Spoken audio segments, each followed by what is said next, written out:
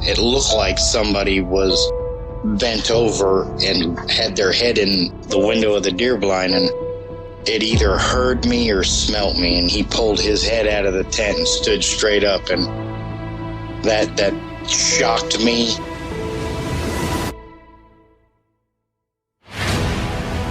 They don't make people that big. The way it moved, almost as if it was gliding across the beach. I've never seen anything move like that in my life. They were screaming at each other in gibberish. It sounded like a language, and they were chuntering away back and forwards, back and forwards, back and forwards.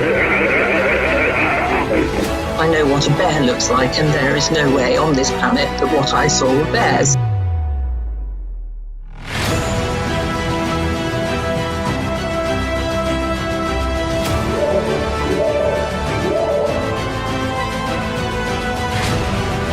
911, what are you reporting? Jesus Christ, you better... Sure. Tia! Hello? Get somebody out here. What's going on now, sir? That son of a bitch is about 6'9", I don't know. Do you see him now, sir? Yes, I'm looking right at him. Uh-oh.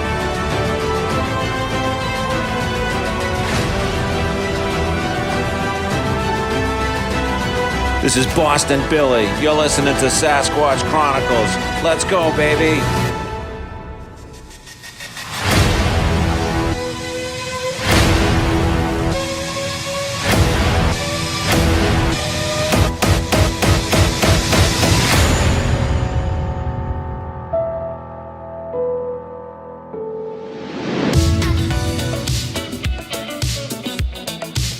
Welcome to the show, everyone. Thanks for being here tonight. Got a great show planned for you. We're going to be chatting with Jake. And Jake's actually a veteran with the Army. He served our country, and he has a really fascinating story. Fascinating life, actually. He wrote a book, Walking America, a 10,000-mile journey of self-healing. And it's up on Amazon. I'll throw a link underneath this episode. And there's more to it than what you might think. Jake's website is jakewalksamerica.com. You can also find him on Facebook. But it's this incident after he left the military where he lost everything in a tornado. And he was kind of dealing with a lot of things from his service to our country, being over in Afghanistan. And a lot of really bizarre things happened to him on this journey. But his first encounter was back in Tennessee when he was about 12 years old. It's a really cool account because these type of accounts I usually only hear from hunters who are up in tree stands and observe these creatures doing this. And I'll let Jake go into it tonight. If you've had an encounter and you'd like to be on the show, shoot me an email. My email address is wes@sasquatchchronicles.com. And if you get a chance, check out SasquatchChronicles.com. You can become a member and get additional shows. Let's jump into it tonight. I want to welcome Jake to the show. Jake, thanks for coming on. Thank you. Yeah, and first and foremost, thank you for your service to our country. And I really want to get into this book and some of these weird things that happened to you on your journey. Before we get into that, if you would, take me back when you were about 12 years old. You were out in Tennessee. I know your folks kind of lived out in the middle of nowhere, and you had this experience. Kind of start from the very beginning. What were you doing, and what happened? So it was the summer break, and I just went out playing in the woods like I always did. And there's a creek that runs from the town that I grew up, all the way from in town, and that creek runs all the way to the next river, which is about, I'd say about a 10-mile stretch. And it's a sandy creek, and it has, a lot of clay pits and things like that. So I was just walking along that creek like I always did. And so it was a big storm a few days prior to that. And once the water comes through, I like to walk along that creek and see what has changed out there because, there'd be different kinds of erosion, or if I want to see if trees have been knocked down or whatever, just to explore. And I like to be quiet when I'm out there walking because I can come up on animals pretty close. I can see a lot of deer and turkey, bobcats, or just whatever if I'm quiet. And this was probably maybe 2 miles from my house. I wasn't too far, but pretty far out. And I walked around this bend and I saw something sitting there, and it was jet black. And the first thing that came to mind was that I'm looking at a black bear. And I was surprised because I'd never seen any bears out there, and I'd never heard of anyone else seeing any bears out there.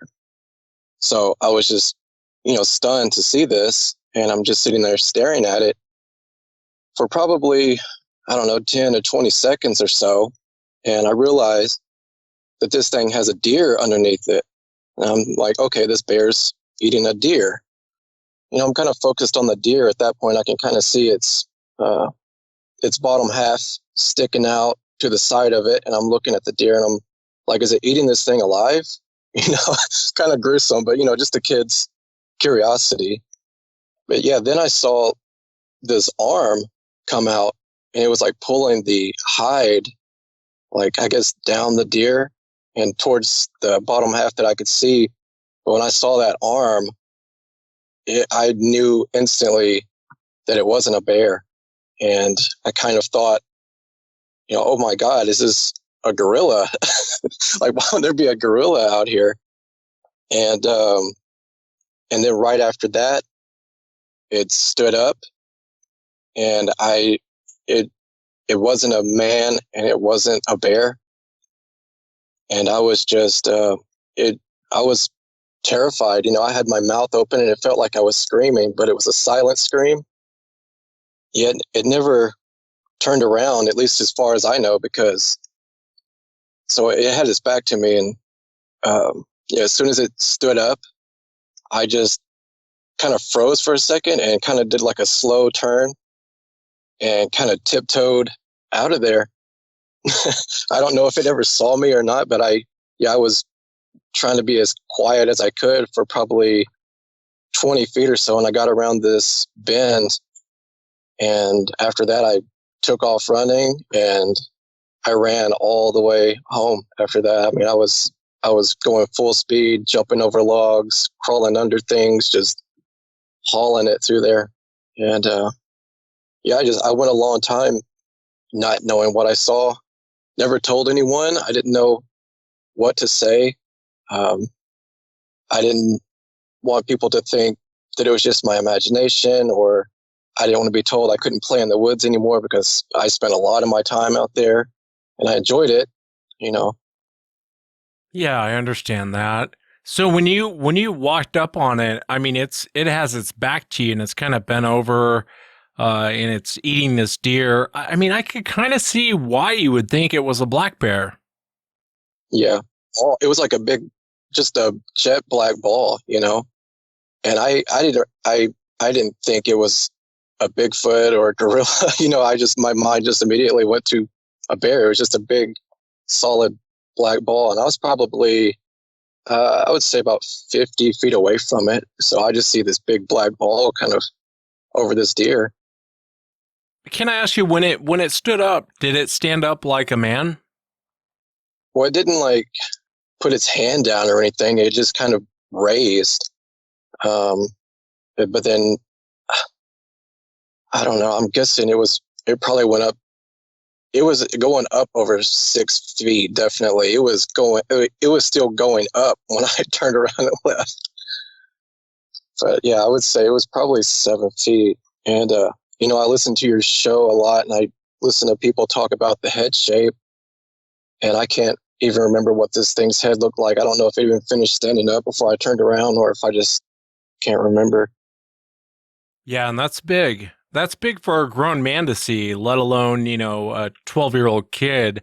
And I try and put myself in the mindset of you at that time. And I want to ask you what you thought you saw. I mean, I guess the only thing I would think is a monster. You just ran into a monster. Yeah, I did. It almost looked like the back of this thing was like the size of a normal black bear. So it's like the size of a normal black bear, but it had arms like a man and legs like a man. And it was just, but it was covered in just jet black hair, every inch of it. I can't remember if I saw Blair Witch Project before that or after that, but they were talking about the Blair Witch, how she was just covered in hair. And I just kind of went a long time thinking that I saw some kind of witch out there or something. I had no idea what I saw. I definitely, it wasn't Bigfoot, never crossed my mind actually until the last year or so. And I've been listening to your show and I was like, oh man, like, did I see a Sasquatch out there? Because that's like the only thing that really makes sense. I didn't really think I had a hard time believing it was a witch, you know? Yeah, I've talked to a lot of eyewitnesses, mainly hunters, and they're in tree stands when they observe this. And kind of how you describe it is exactly the way I've heard it over and over and over again. They're kind of bent over, eating the deer and ripping the hide off as they're eating it, and tearing pieces off and ripping the hide off as they eat. That's terrifying, man, especially being that close to this thing as it was eating. How far away from your home was this where you saw this creature? I was probably maybe a mile and a half, I would say. But then after that, so I had a friend that lived about a quarter of a mile down the road from my house, and we would walk to each other's house or walk, and then we would walk back and forth together, especially if it was dark. He didn't like walking at night, and I didn't mind, so I would usually walk him home at the end of the day, and then I would walk back.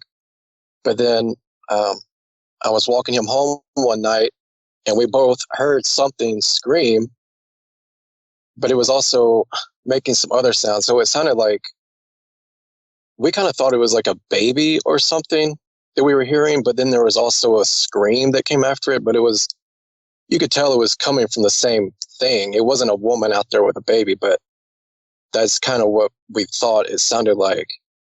So around that same time, there was definitely some weird sounds going on. Yeah, it's strange. A lot of baby crying type sounds a lot of people hear. I want to ask you, I know you kept this pretty close to the chest, and I kind of already know the answer to it, but did you ever go to your folks? I mean, did they ever describe anything odd going on around that property? Because, you're a mile and a half, 2 miles from your home, seeing this creature. I would imagine somebody must have heard something out there. They've said that they've heard a lot of weird noises out there, but that was about the end of it, I guess. I never told them what I saw, or actually I did tell them about the screams and the sounds that we heard out there, and they were just, yeah, that's weird. We hear stuff out there, As far as I know, they never seen anything, but they've heard things out there. And I get the ridicule, and you don't want your parents to think you're crazy. And I think once you start hitting about 12, right around 12 years old, you start thinking about those sort of things. But why not tell your folks about what you saw that day? I don't know. I feel, I don't want them to think that I was crazy or that I'm making something up, or I don't know. And I also kind of feel like, I don't know, like maybe if there is something out there, it's been out there a long time, and I don't want them to, if they actually do believe what I saw, I don't want them to feel differently about living out there. They seem pretty peaceful out there. Yeah, I get it, man. And it's one of those situations, I get where you're coming from, because you're not even really sure what you saw, and how do you explain you saw what you thought was a bear, it had arms, it stood up like a man. I mean, it's hard to really describe what you saw to someone. And I get out there, you grew up kind of living out in the woods and have, that was your playground, and the thought of them taking that from you, I get it completely. After this incident of seeing it, did anything else strange happen out there beyond hearing vocalizations? No, I haven't out there. No, that's kind of why it was so strange to me. I played in the woods a lot before that, and even after that, I never went to that same location again. I was always kind of scared to go in that direction. But yeah, I never saw her. I mean, I heard a couple of things, but I never saw anything else. Just this strange, like, almost sounds like a woman screaming kind of sound, but I mean, there's definitely not a woman out there. So, and it wasn't, I grew up playing in the woods all the time. I know what a bobcat sounds like. They can sound pretty scary, but it wasn't a bobcat. So. Yeah, I would imagine, living out there all the time and, the sounds of bobcats and some of the, coyotes, some of the different animals that make bizarre sounds. But that is fascinating. You were hearing them vocalize. I want to go back to the encounter. Do you think the creature, I mean, you're 12 years old. Most 12-year-olds aren't very intimidating, but do you think the creature knew you were there, or do you think it was too busy eating to even notice? I kind of felt like it stood up because it sensed that I was there. Like it felt like it knew I was there. Maybe it didn't know exactly where I was at. It was almost like it sensed me, and that's why it stood up. And that's when I hightailed it out of there. Yeah, I don't know if it smelled me or just felt my presence there, but it felt to me like whatever it was, it knew I was in that area. Makes you wonder if it had a feeling like it was being watched. Us humans, we tend to get that a lot from these things, and it makes you wonder. I mean, maybe it had a weird feeling it was being watched, and it was trying to look around to see what was watching it. In a lot of situations, like with bears or major predators, when they're eating and you stumble upon them, you're in big trouble. They're going to come after you. But that's not always necessarily true with these things, which I find very weird. Like I said, I've talked to a lot of hunters that have observed them eating, and I even had a couple eyewitnesses describe stumbling upon them eating, and it wasn't happy, but it didn't, everyone walked away with their life, which is kind of a head scratcher a little bit for me. Let's fast forward. So you join the military, you join the Army, and then you get out of the Army and you wrote this book, Walking America, a 10,000-mile journey of self-healing. And I'm going to get a copy of the book. I know it's on Amazon, and I know you have a website, Jake, jakewalksamerica.com. And I really want to read this book, actually. But tell me about that. So how did you, after you leave the Army, how did you find yourself in this position? So after I got out of the Army, I went back to Tennessee and I opened a recording studio, and I had that for almost a year. And then I ended up losing everything during a tornado there, including my car. And so I started walking between towns to look for work, and wasn't having much luck at finding any jobs. It was a different time back then. Everyone was working. It's not like after COVID, and now jobs are open everywhere. But back then, and where I was at, it was hard to find anything. Not having a car, that didn't help my case. They're like, "How are you going to get to work?" And I was like, "Well, I'll just live over in the woods until I can get a car." And they didn't like to hear that. So yeah, I just kept walking between towns, and I was probably walking 20 miles a day.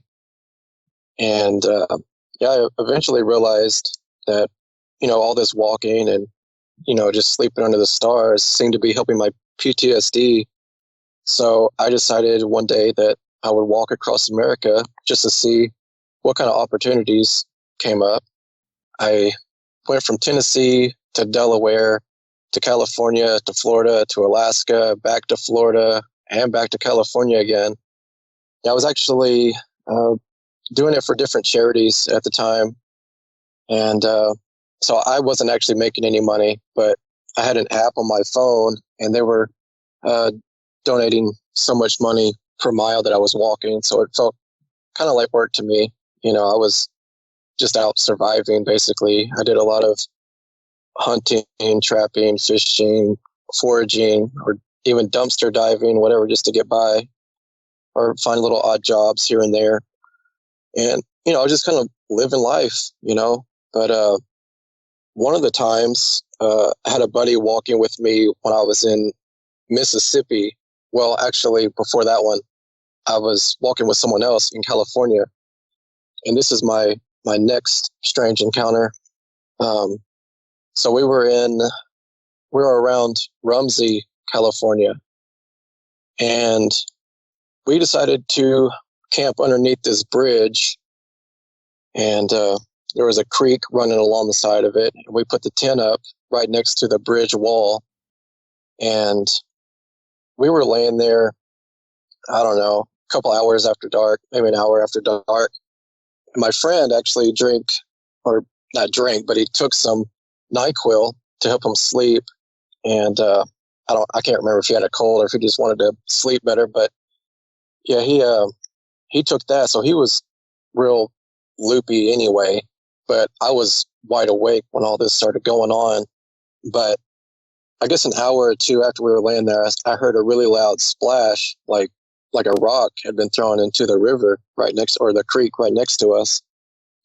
Yeah, I popped my head out and I didn't see anything. I thought maybe it was either something fell off of the bridge or maybe there was a beaver out there, but I didn't see anything. So I zipped the tent back up and was laying there for maybe, just a few minutes, and it happened again. So I unzip my tent, I get out and I start walking around, and then a rock comes flying and it hits the bridge wall that's behind the tent. And then I wake my friend up and I told him, yo, someone's throwing some rocks at us. And he's really loopy when I wake him up, and wake him up. And he's like, what are you talking about? And he gets out of the tent with me. We're standing there. And then rocks just start coming flying towards us. Like they were all coming from one direction, but it was several rocks. And they were hitting the creek all around us. They were hitting the wall. They started hitting the tent.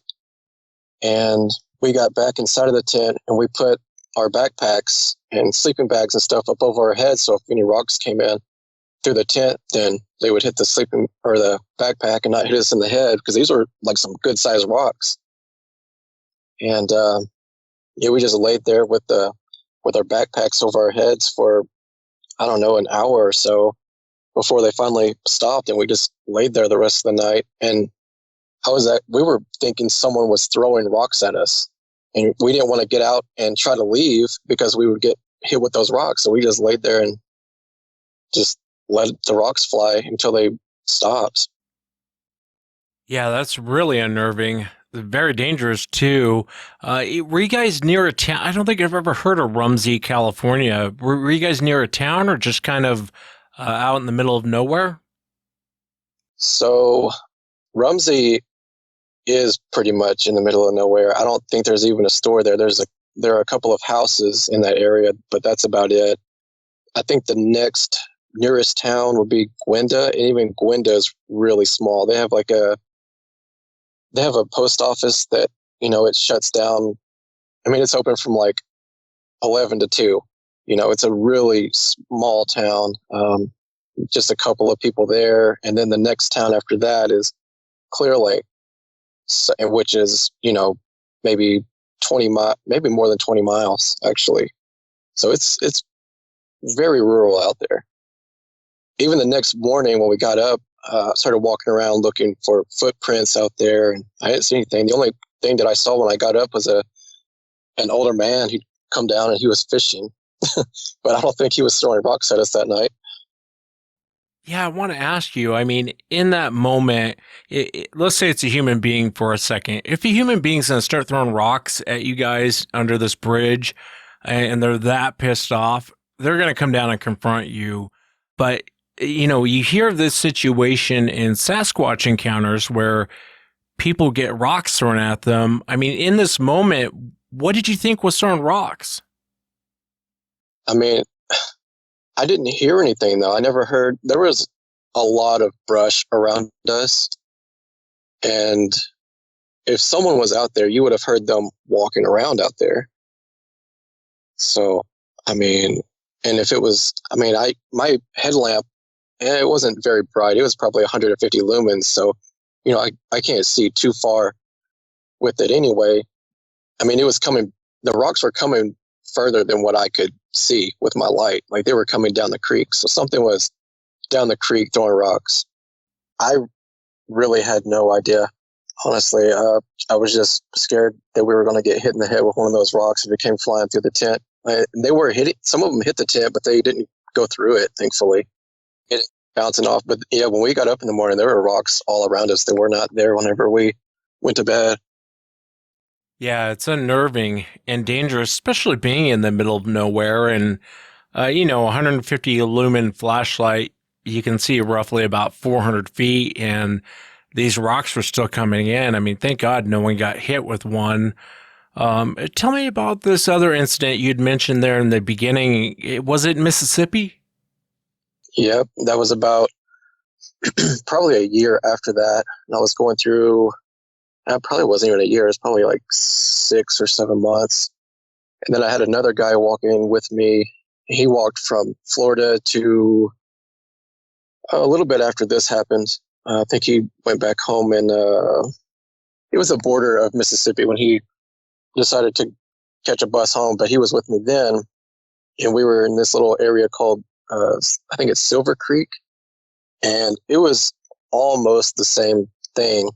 And he started freaking out because I had told him about what had happened in California and he thought it was happening all over again with him, But so with him, we heard a loud splash in the water after we'd set up camp.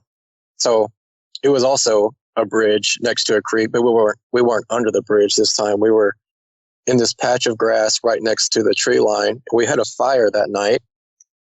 And right after the fire died down, we went and got inside of our sleeping bags in the tent.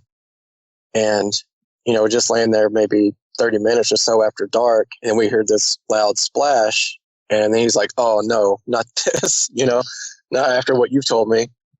And then I'm like, oh, it's probably a beaver or something. So I get out of my tent and I walk over there and I'm looking around, looking for what I thought would probably be a beaver because, sometimes they'll slap their tail on the water. And I didn't see anything. So I was like, oh, I don't see anything. So I went back to the tent, got in, and we were laying there just a few more minutes. And then we hear this really loud, like a wood knock. And it was super loud. Like if you took a 2x4 and just hit a tree as hard as you can, like hard enough that it would probably damage your arms. It was super loud. And we both jumped up after that and we got out of the tent and we were shining our headlamps around and trying to figure out what it was. And it did it again. And then there was another rock that got thrown into the water. I mean, I assume that's what it was. I couldn't see the rock, but that's what it sounded like, that big whoosh after it hits. And then we were like, yeah, let's get out of here. So we get everything as quick as we can, get on top of the bridge. And then when we get up to the top of the bridge, we're still shining our head. We feel safer from up there because whatever's down below is like, we're kind of out of its reach. And for some reason, I guess being on the road, you kind of have like a false sense of security too. But we were up there looking around, didn't see or hear anything once we got on top of the bridge. But then we focused our headlamps back to the road and started walking. And then as soon as we started walking and pointed our headlamps the other way, we heard the wood knock again. So we ran. I'm pretty sure if I remember correctly, we ran for a little while after that. Yeah, I bet. I would have been scared too, especially when you really don't have a place to go. I think a lot of this sort of behavior is them trying to scare you out of an area, trying to make you leave. That you'll hear this sort of thing over and over and over again, or they'll vocalize or throw rocks or hit trees, bang on trees. And I think a lot of it is just meant to terrify you. It's meant to make you want to leave. And I know you spent 3 years walking across America. The book, again, for the audience is Walking America, a 10,000-mile journey of self-healing. And you can go to jakewalksamerica.com or Amazon and get a copy of his book. And I'm going to get a copy just because I'm fascinated. I want to hear all of it. But I'd buy a copy anyway because you're a veteran. And That's the part that really pisses me off, and I probably shouldn't go off on this tangent, but I'm going to. I generally try and stay away from politics because I think it's all cancer.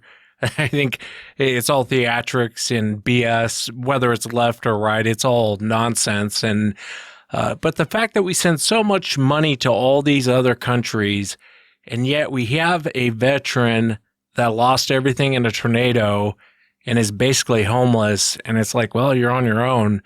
It just like enrages me to hear that. I think that we can do better as a country, but when I was reading your email, the sense that I got is this whole journey kind of brought you a sense of peace.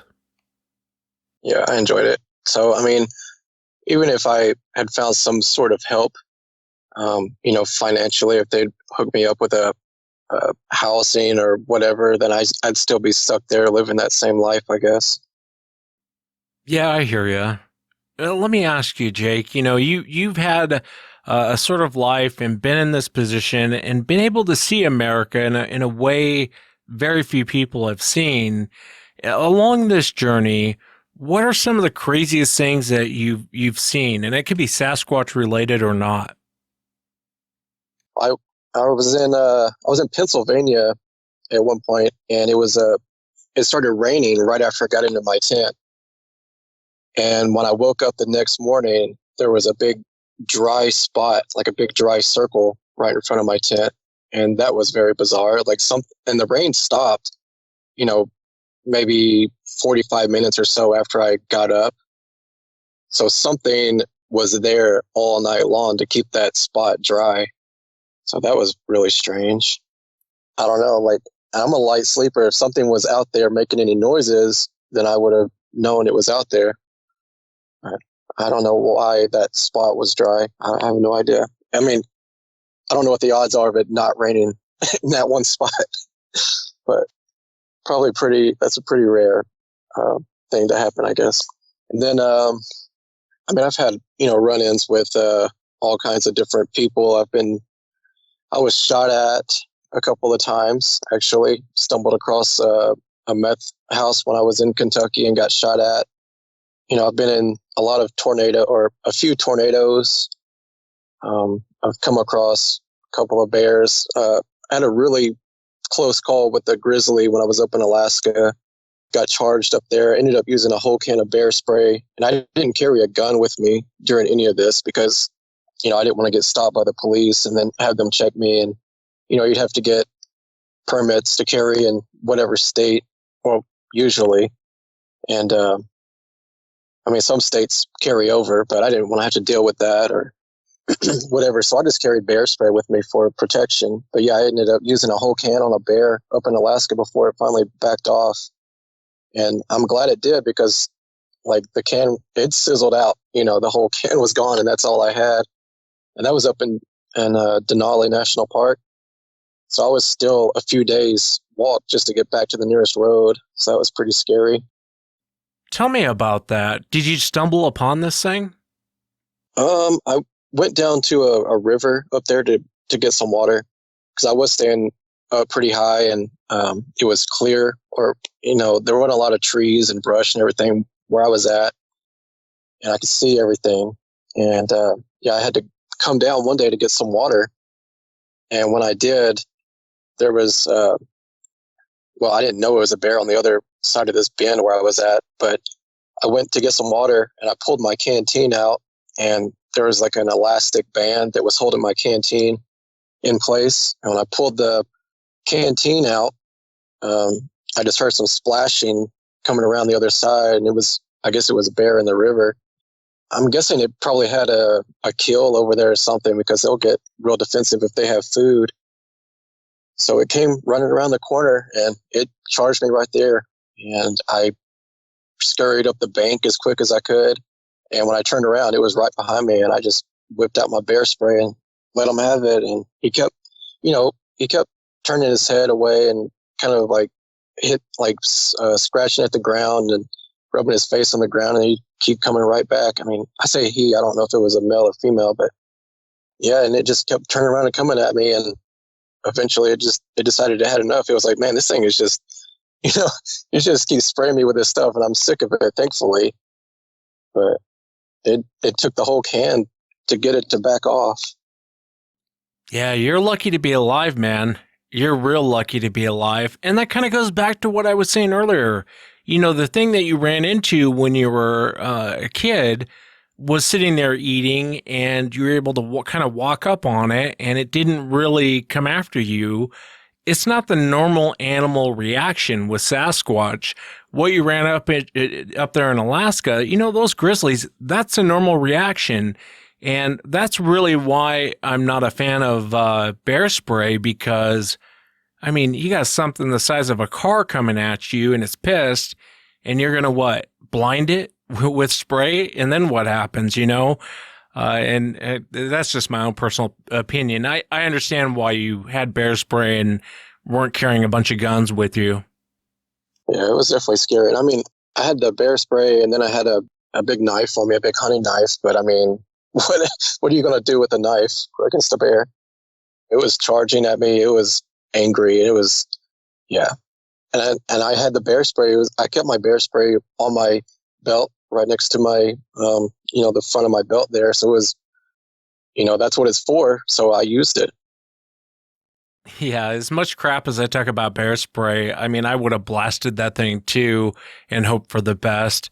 And, being out there and traveling as much as you did by foot over 3 years, I just don't think I could do it, man. I think after about a week, I'd be like, okay, I'm calling mom and dad, and I'm going to live there. You know what I mean?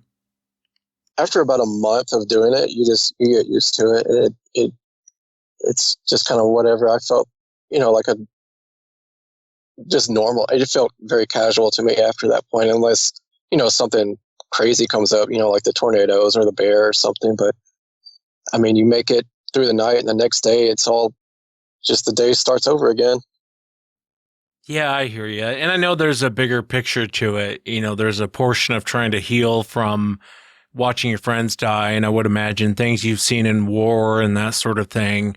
I understand completely getting out there. And I've actually talked to other veterans that have done that or have been in this situation. And there does seem to be some healing getting away from civilization. But, you run into dangerous situations too. You brought up earlier that you came across a meth house and you were shot at. Where did that happen? By the Daniel Boone National Forest. It was out that way. And there was a pumpkin patch, and I didn't know it was a pumpkin patch, but I saw these little orange balls, out in the field, and I walked over to it to see what these little orange balls were. And when I picked it up, someone had a shotgun up by that house. And then after they shot at me, and the pellets kind of hit on the road and everything is scattered about. And I was like, I saw the smoke coming up, and I could smell it at that point. You could smell that chemical smell. I just wasn't paying attention to it because I was focused on those pumpkins. At first, I thought they were shooting at me because I was in their pumpkin patch. I was like, "Oh, that's a little much, guy," But then I realized, yeah, they're definitely cooking meth up there, and there's no cell service out there or anything. So I just hightailed it out of there after that. But it could have gone pretty bad. There's no one out there. There was hardly any traffic at all through that area where I was at. It was just they could do whatever they want out there.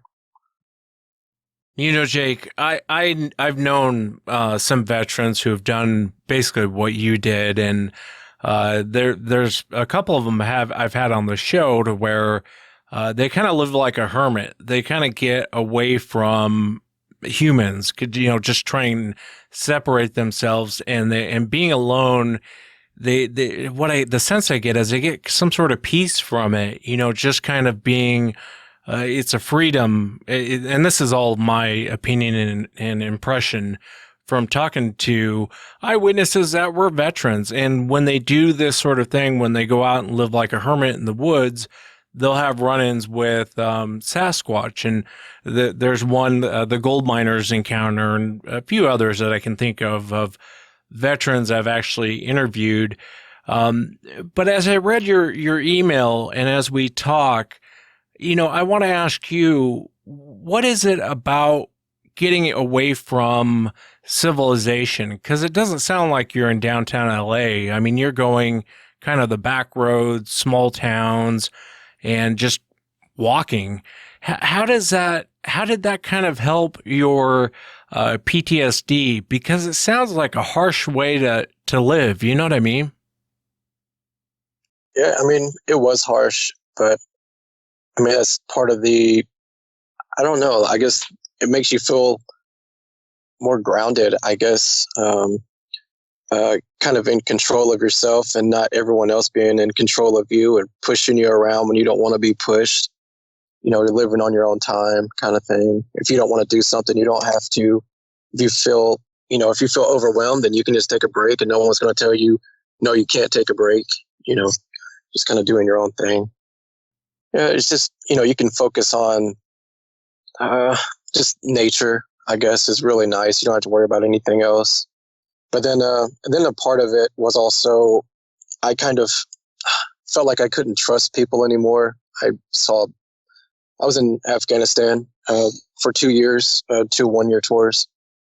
And I kind of lost faith in people. I saw a lot of really bad things and was involved in a lot of bad things.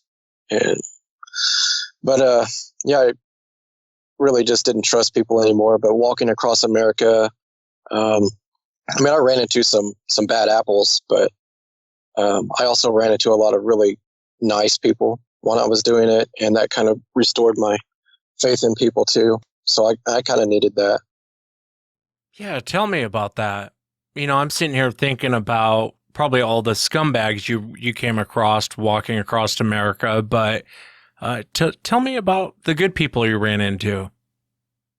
Well, I've had a lot of people let me come back to their house and stay the night with them. They would cook me dinner, let me sleep in a spare bedroom.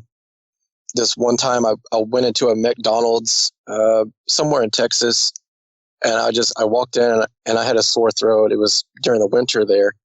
And I was like, I just walked in, I said, does anyone have a cough drop? And like 10 people came up and they just started giving me money and cough drops. I was like, whoa, like that was super friendly, And this one time I tried switching from a tent to a bivvy, and this was also during the winter. And my bivvy ended up getting soaking wet during a rainstorm. I don't know if it was condensation or if it was leaking, but regardless, all my things got wet, including my sleeping bag. And the next night it was supposed to be like 15, 20 degrees. And I came up to a motel and I just asked them if I could use their dryer just to dry my stuff so I wouldn't freeze at night. And they ended up giving me a room and let me stay there for free. And I was able to do my laundry. And then the next morning, they let me come into, they lived in the motel that they owned. And they let me come into their house with them and had breakfast. And it was just stuff like that kind of helped me out too. I try to avoid the big cities because when you get into areas where there are a lot of homeless people, then people are treated more poorly, I guess. They just kind of shut people out. And if they saw me walking through there with a backpack, then they would just think, oh, he's a homeless drug addict, alcoholic, thief, whatever. So I would try to avoid those situations or those areas. And I would try to stick to smaller towns where people would see me and they'd be like, what is this guy doing? I just didn't look the part to be in that kind of area, I guess. Yeah, it kind of warms my heart to hear that. We live in a world full of narcissists and people that will cut your throat to get ahead or whatever. And, to hear situations where complete strangers and they're bending over backwards to help you, it kind of restores your faith in humanity. Yep, exactly. So yeah, recently I was walking with a cart and it had a big a sign on the sides of my cart and then a sign on the front of it, and people can drive by and they can look me up and then they would come back and try to help out.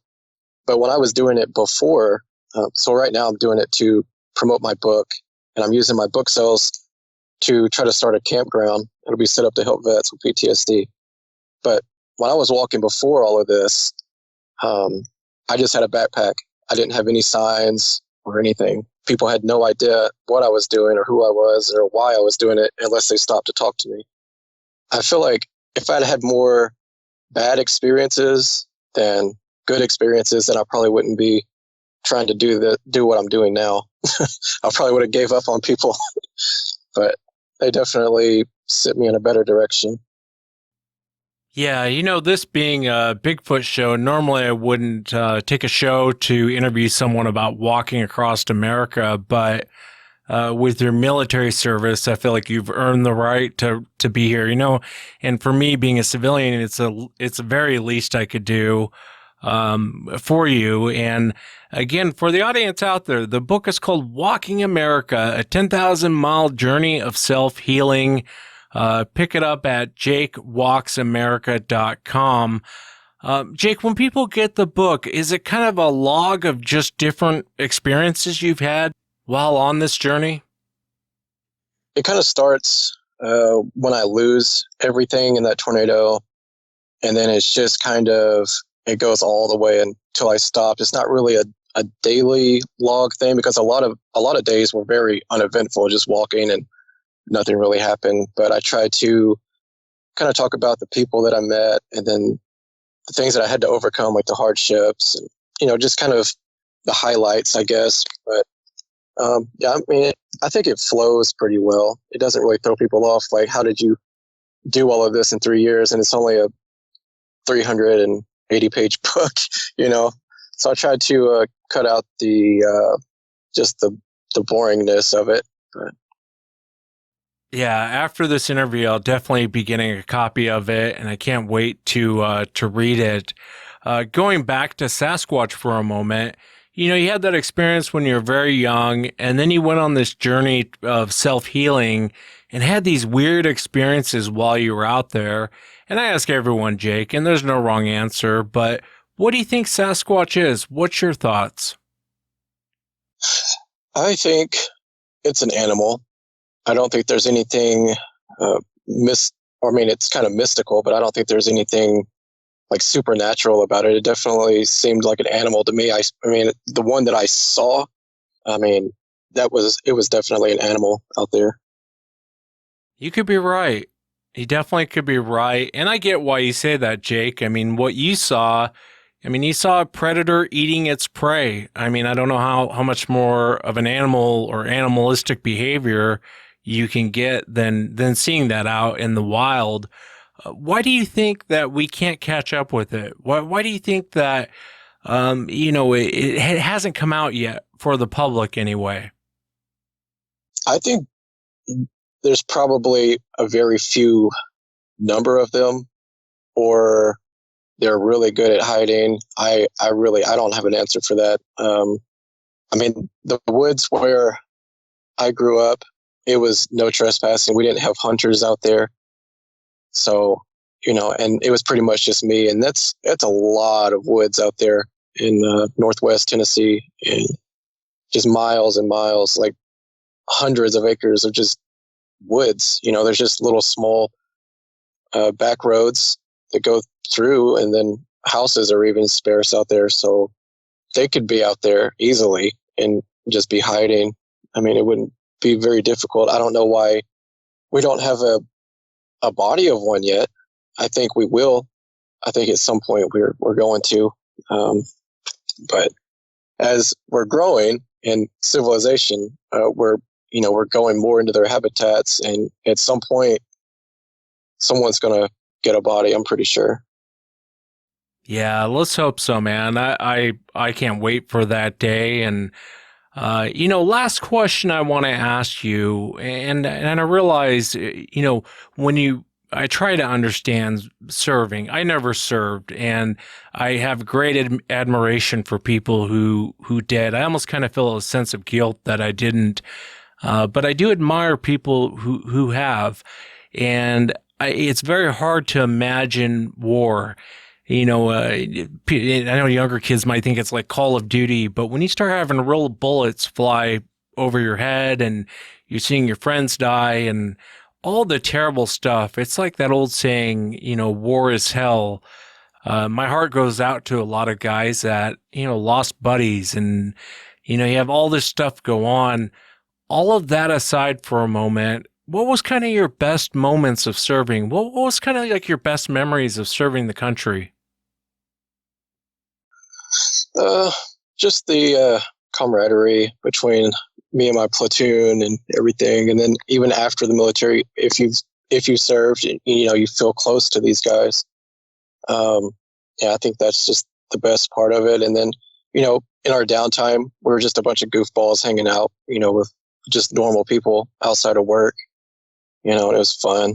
We had a lot of crazy experiences, almost like being in college, Yeah, I hear a lot of veterans say that it's a brotherhood, it's a family, and it's something very special. And but there is baggage when you come back, and you got a lot of strength, Jake. I don't think I could have walked across America, and tried to find peace, try to get your soul back, and you did, and I admire that very much. And again, for the audience, go to jakewalksamerica.com.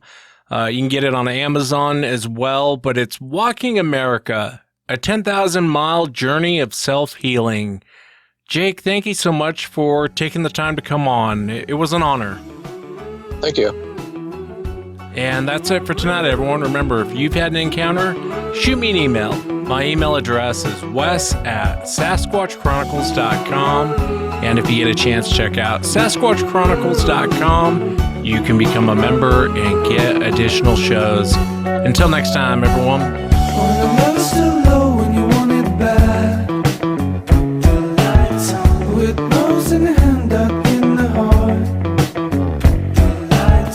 My wheels on tone to go alone. Baby, you should know that I'm gone. With the lights on, this is my home, place where I own. Memories of you, dear, hunting your eyes. Close it, disguise, I'm mesmerized. Memories of you, dear. I saw moon as a human invader.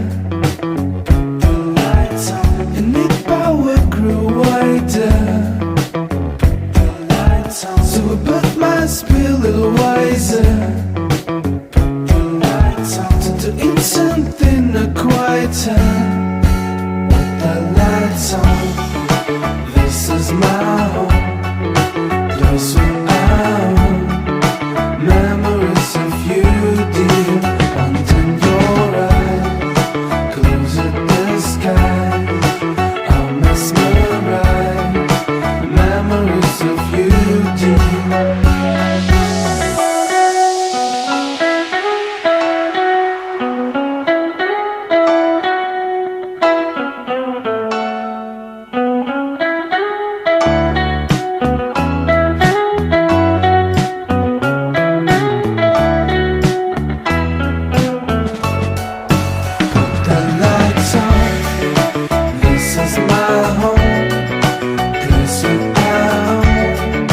Memories of you.